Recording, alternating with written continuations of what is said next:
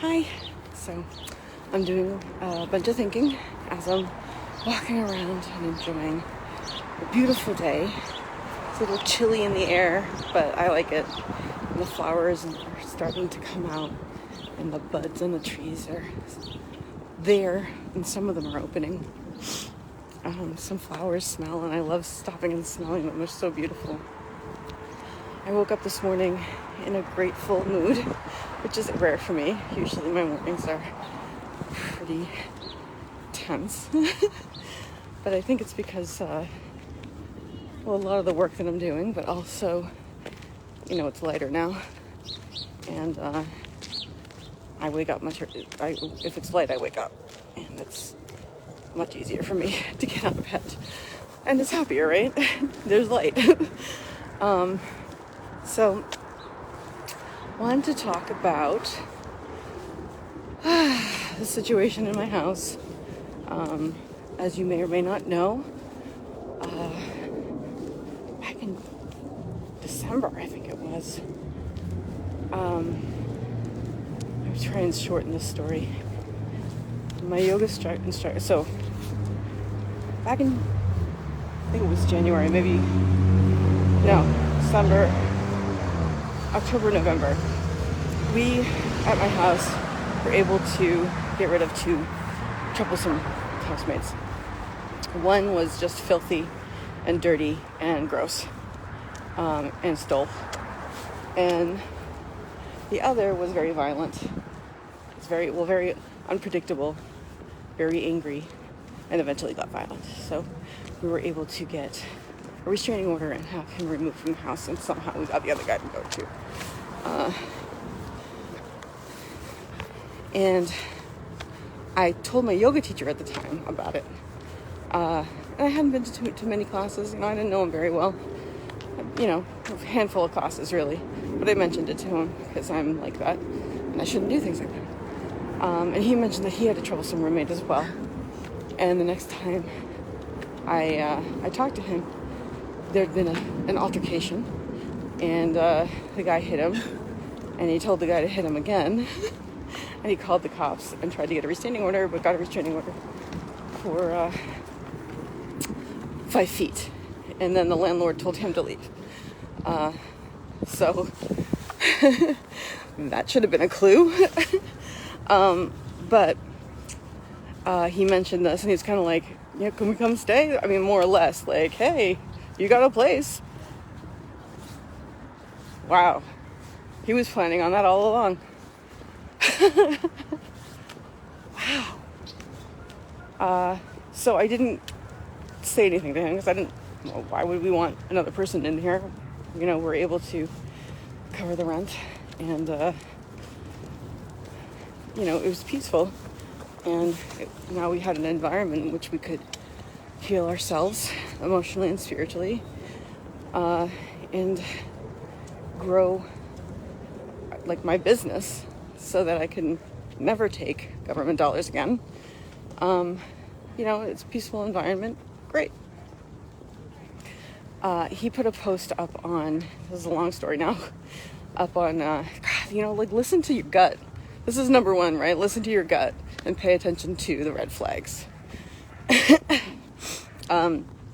He put a post up on this neighborhood app, and my housemate saw it. And the post was like, we feel in danger. We need to get out as soon as possible. We're unsafe. We need a place to go until we can find another place to go. Oh my God, this is, whew. I've got some anger going on with this. Hi. New anger, because there are new realizations.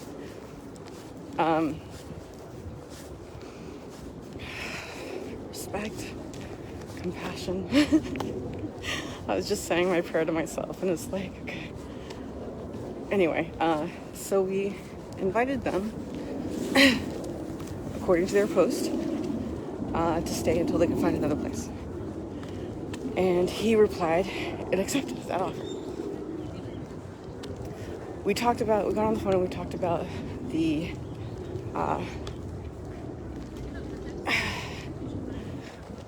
the logistics, and we kind of expected them to come and be out by the end of the month. They had 3 weeks, right? And he started saying, oh, well, next time funding comes up, we'll apply for it, in 3 months. And I get one of the things, I'm grateful for it, though. I'm grateful for the situation because it's teaching me a lot. One of the things I learned is I don't process things quickly when I get confused. I assume that I've misunderstood, and that the other person's right. Something I need to be aware of and catch myself in the middle of doing. Just slow down, right? When I'm thinking like that.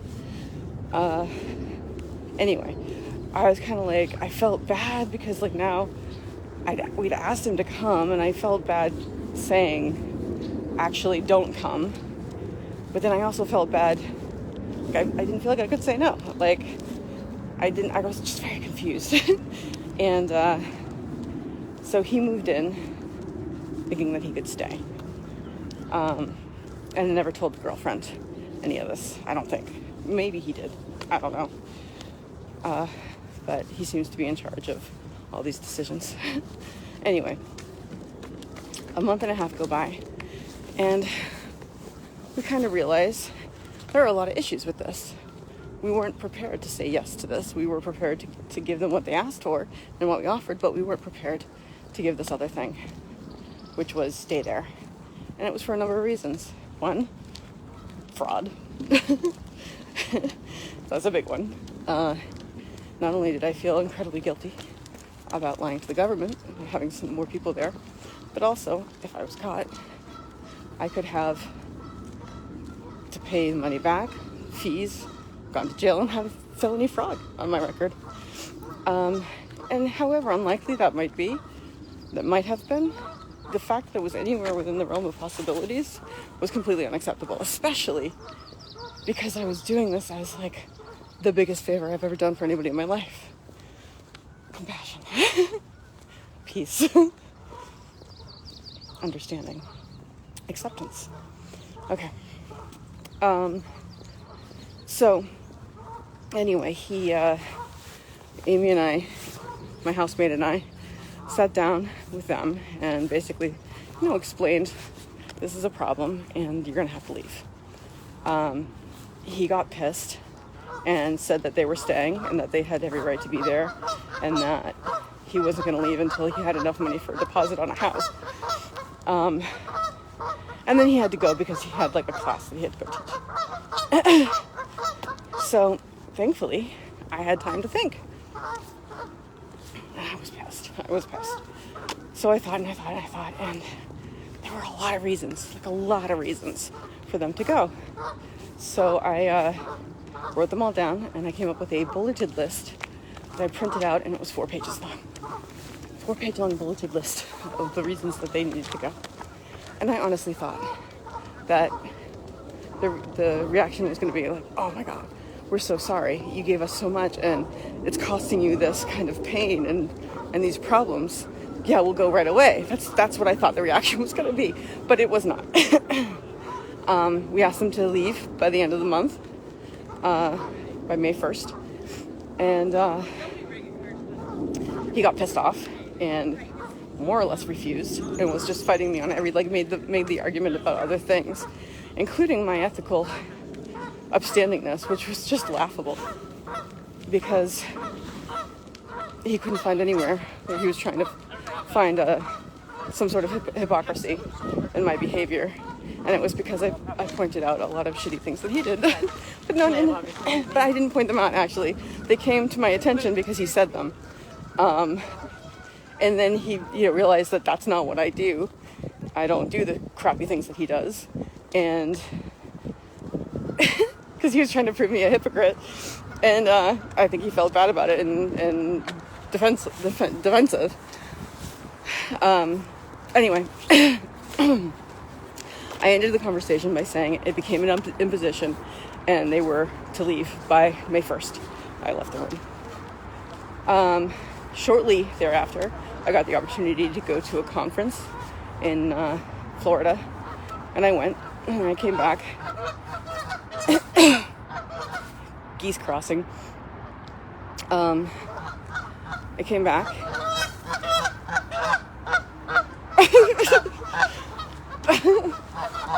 I came back and I waited a day, and then I texted him a resource of houses, of apartment stuff.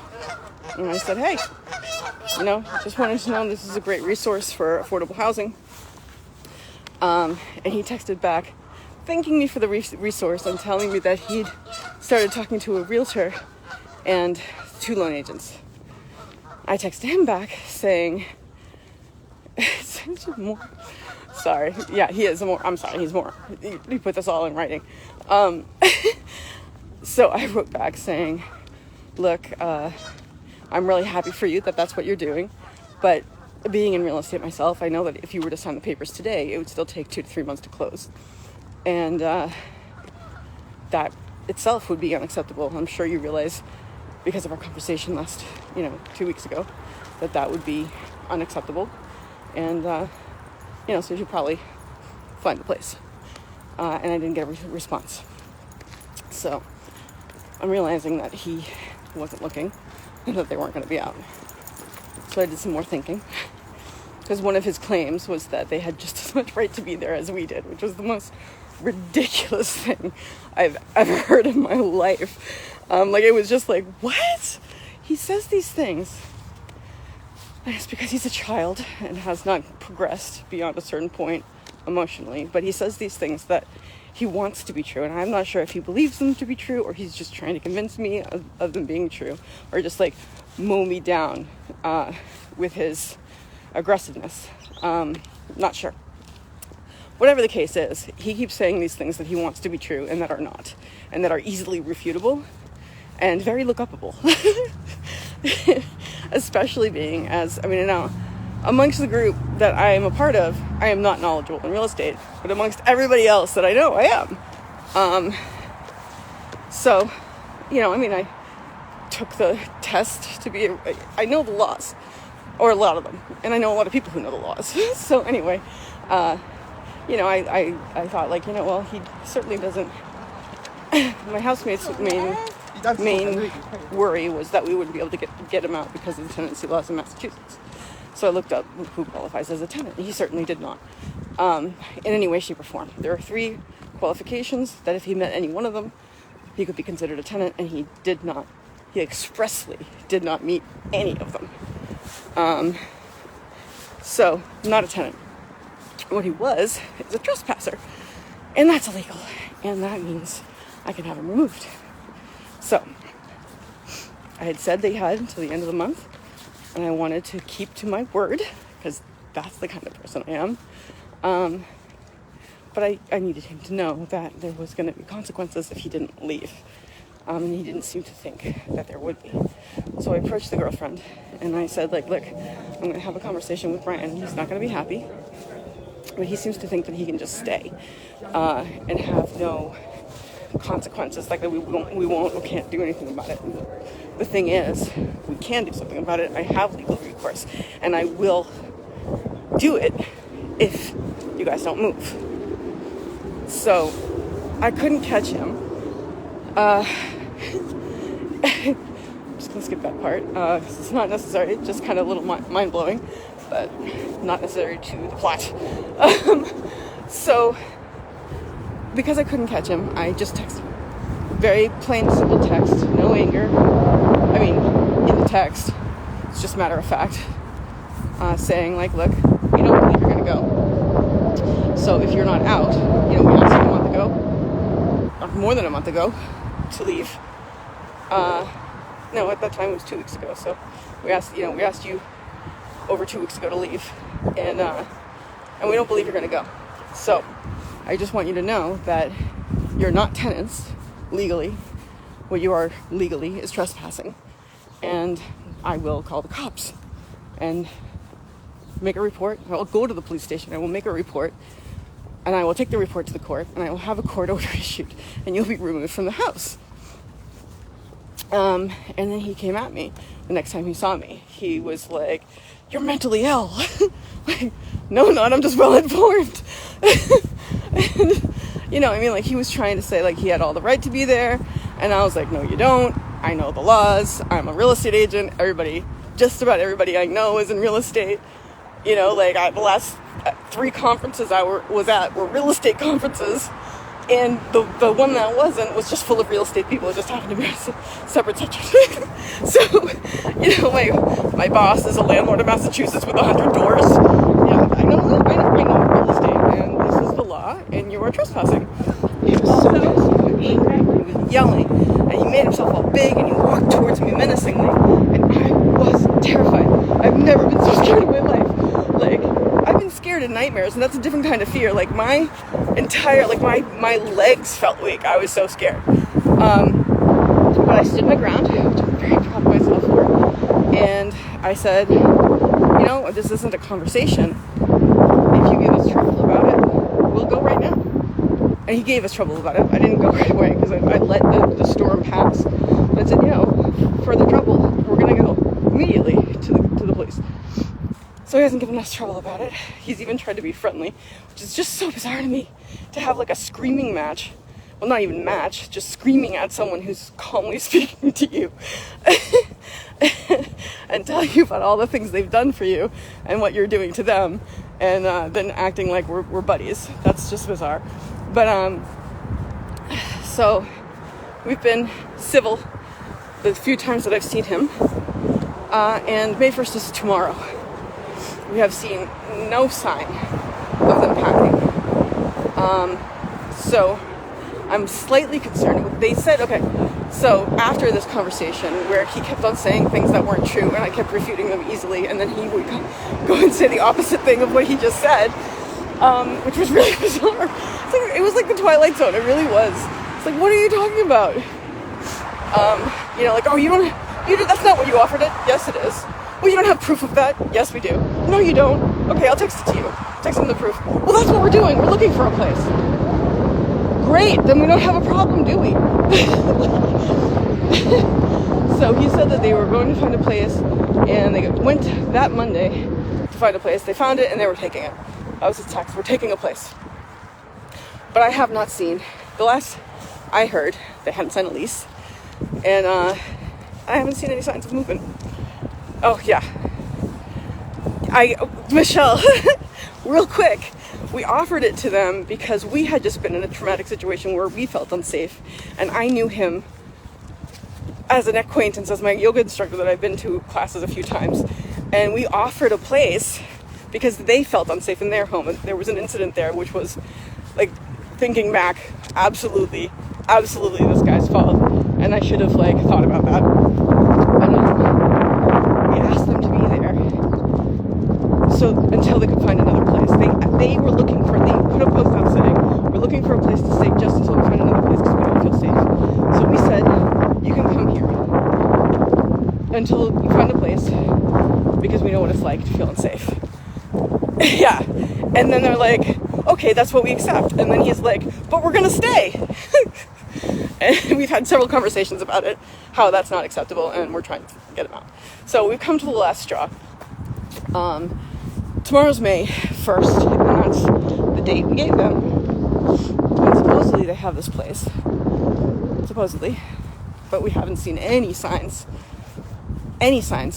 of moving. In fact, she's bought more food and put it in the fridge, which is worrying. So, you know,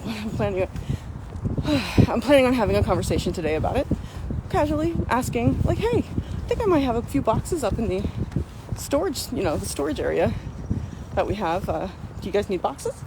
And see what they say. And if it's like, well, the plans fell through, we have to have another conversation. And that conversation is not going to be fun. But the reason I'm on this video right now is to talk about having a conversation, or at least about my feelings about the whole thing. Because clearly, it's been very stressful. I'm starting a company, building a company right now, and that is in itself incredibly stressful. So to have this guy stressing me out even more, I can't wait to get my office back, because I gave up my office for them, because we're nice people. And that's how they thanked us. See their anger. But I was walking around. What time is it? 8:30? Okay. I was walking around kind of saying my prayer to myself and talking about all the things that I pray to be, right? I pray that the universe helps me like be filled with, which is lots of nice stuff, right? Mindfulness, acceptance, forgiveness. Forgot about forgiveness today. Forgiveness. Excuse me. Understanding, peace, joy, all these good things. And I'm reminded of how I actually want to behave and how I actually want to show up in the world, which is as the best person that I can possibly be. But, no, I've already said that, Michelle.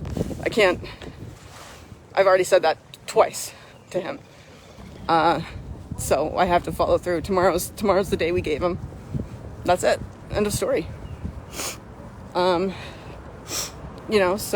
if when I say today, so I want to approach this guy with love and compassion in my heart and understanding and acceptance first. Accept the situation, accept he is how he is. Just accept it. But it is the way it is. It doesn't matter that it shouldn't be that way. It doesn't matter that I don't like it. It's the way it is. It's what I'm going to have to deal with. So let's stop being angry about the way it should be. Because that's just in my head. And the only reason I'm angry is because that's how I think it should be. Doesn't matter if it is how it should be. It's what it is, right? We got to deal with reality as it is. So I'm going to do that. And I'm going to do it calmly. And I'm going to speak to the light in him. My light will speak to his light, not to the other crap that's surrounding the light. And I'm going to understand that he is behaving from a place of fear and anger. And he seems to be very much like a small child who doesn't understand that the world doesn't revolve around them. The most entitled white man I've ever met in my life. The most entitled person I've ever met. I've never met anybody who like this, who thinks that everything should be. Huh. No, I mean, honestly, no one I've never dealt with this. Thinks everything should be the way they want it to be, and that if it's not, it's wrong. So he's very entitled, and he happens to be a white man, so that makes him like one of my least, I shouldn't say this, but one of my least favorite people. Kind of the problem, that the reason the world is the way it is. Not the whole reason, but a good chunk of it, right? Yeah, I've tried all that, Michelle. I've tried talking to the partner. She is more reasonable, but she doesn't make the decisions, and she's just relying on him. And I am going to go to the police if they're not out. That's the plan. So yeah, it's a pain. But again, being nice people, we didn't want to kick them out on the street, so we gave them a month, and the month is up tomorrow. we gave them more than a month, to be honest with you. The first conversation was like the last week of March, so they've had more than a month to get out. And I've told them that should the day arrive and they're not gone, that I will go to the police, and I don't think he believes me.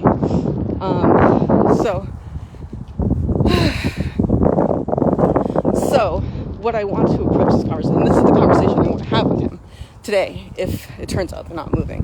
And again, you know what? This is a fear of mine that I am kind of operating my mind on as though it were reality. It's not. For all I know, they're going to pack up today and they're going to be gone tomorrow.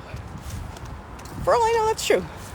But I'm preparing myself in case it's not, because this guy's pattern of behavior.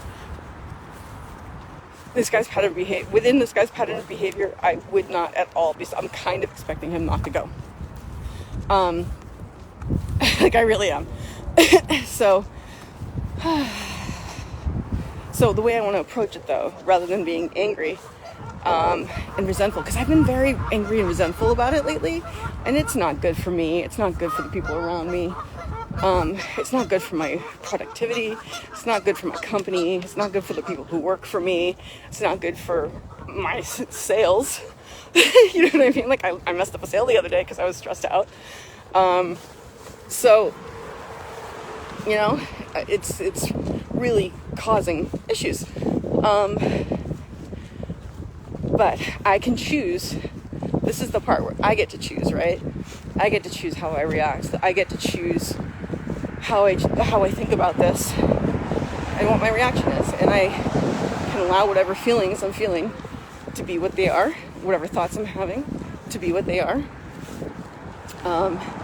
Just observe them, allow them to come and go, and react from a place of loving kindness. I'm going to wait to these ladies, kind of keeping pace with them, and they're listening to my whole conversation.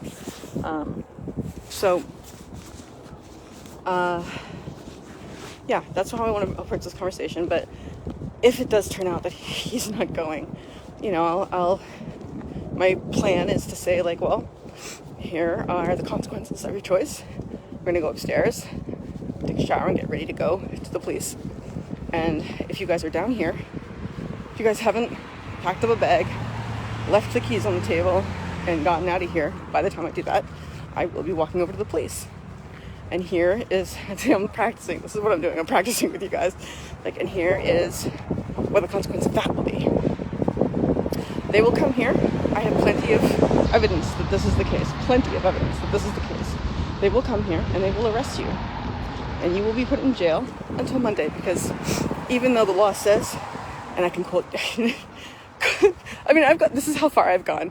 It's the Commonwealth of Massachusetts General Law, Part 4, Section 1, Chapter 266, like paragraph 120, something like that. That's the trespassing law in Massachusetts. Like, I'm prepared. You know, like, I've read what the penalties and fines are. You know, like, you'll be charged up to $100. It's a misdemeanor. $100, not bad, right? You will be escorted off the premises and put in jail because you're committing a felony, a misdemeanor. You're committing a crime and you're continuing to do it. They're not going to let you continue to do it, so you'll get put in jail. Your name and her name. She's from Colombia, and she's an immigrant, and she doesn't have her papers. I mean, she's legally here, but she's not, like, when she is applying, like, planning on applying to be a citizen. You know, like, your name, her name, going on the police report. And then I'll get to take the police report on Monday when they let you go. But it'll be just in time for when I go get a court order. And the police will come back, and you'll come back to the house, and the police will stand there while you get your shit together, and you leave. And you won't be allowed back on the property. They'll make you give us the keys, and you can't come back. So your friends will have to come and get your shit, because you're not allowed here. And I will call the police if you come. And that's saying, like, you don't get put in jail for the 30 days. And while, you know, trespassing, they usually go easy on people who, like, trespass on the lawn or, like, on a property and then leave. They don't go easy. Sorry, it's not. They don't go easy on people who will not leave someone's home. You know, a place where the people sleep and eat, and someone who is lawfully in control of the property and living there. They don't go easy on people who will not leave. So you could get in 30 days in jail. So that's your choice, and I am going to do it. So but I'm going to say it with less anger. Say it with calmness and peace, addressing his light, compassion, acceptance of the situation, and just informing him of the consequences. You know, and that's going to be the last chance that they have. The best case scenario for them right now is that they have the place and they're getting their shit together and they're going to move tomorrow. That's the best case scenario for them. The second best case is that they pack up an overnight bag and they leave. They come back tomorrow with a U-Haul and they take their stuff before noon. The one after that is that they get arrested. So, yeah. But, you know, I could be just freaking out about nothing. For all I know, I'm going to go back and they're going to be packing and I'm not going to have to worry about it.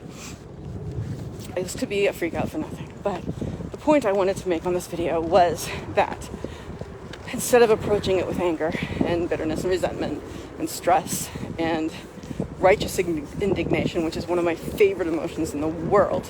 I love just sitting with righteous indignation. I can't even pronounce it correctly right now. But righteous indignation is it's a big one for me. I like it.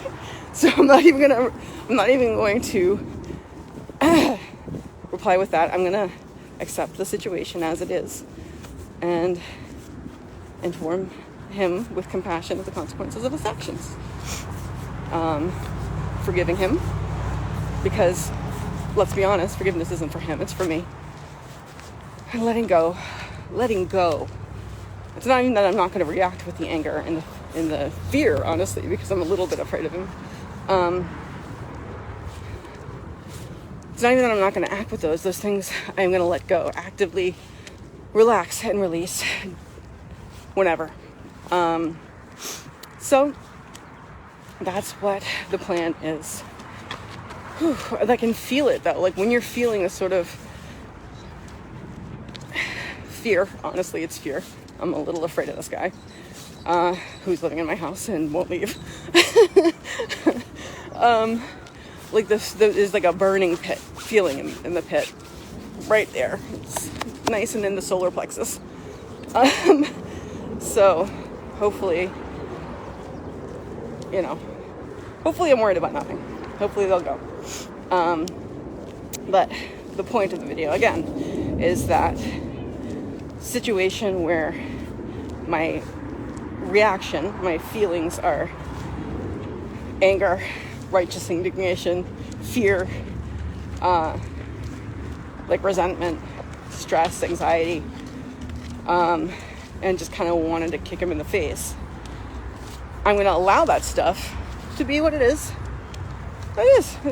I'm accepting it. It's what's there. But I'm not going to react from it. And I am going to react from a place of loving compassion. As honestly, like, that's what I try to do. Honestly, that's what I do, right? That's what I do in most cases.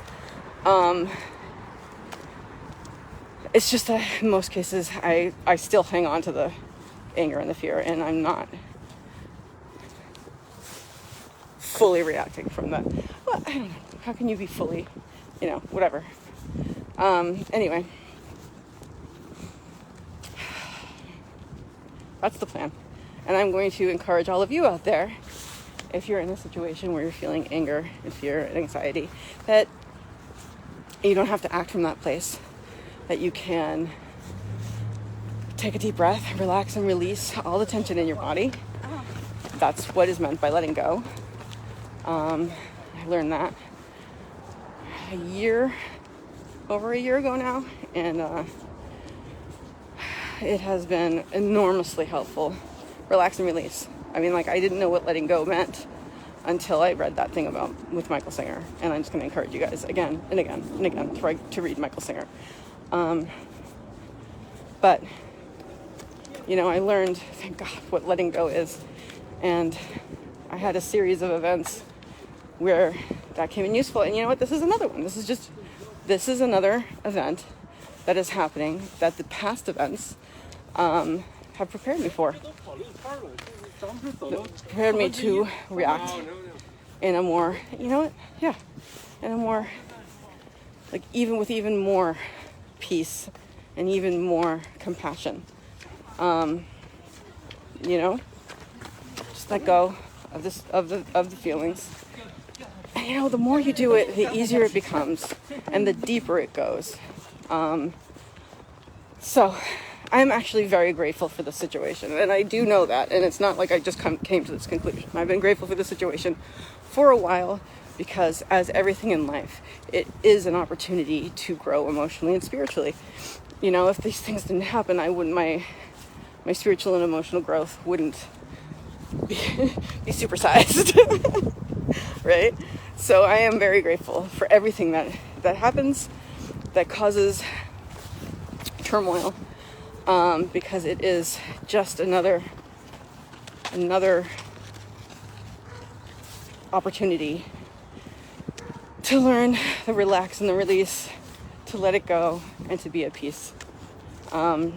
Get rid of those things that it's hitting inside, right? Because it comes in and it hits stuff.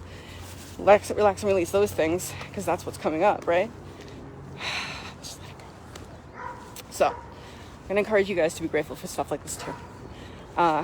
And, I hope that this has been useful. Me kind of just, honestly, kind of like practicing what I'm going to say and getting out how I feel. But that's what I hope it's been useful, because this is how I am now going to approach the person. And for all I know, there's not a problem. I want to just, as I do, remind everyone out there that you can always choose to have a grateful day.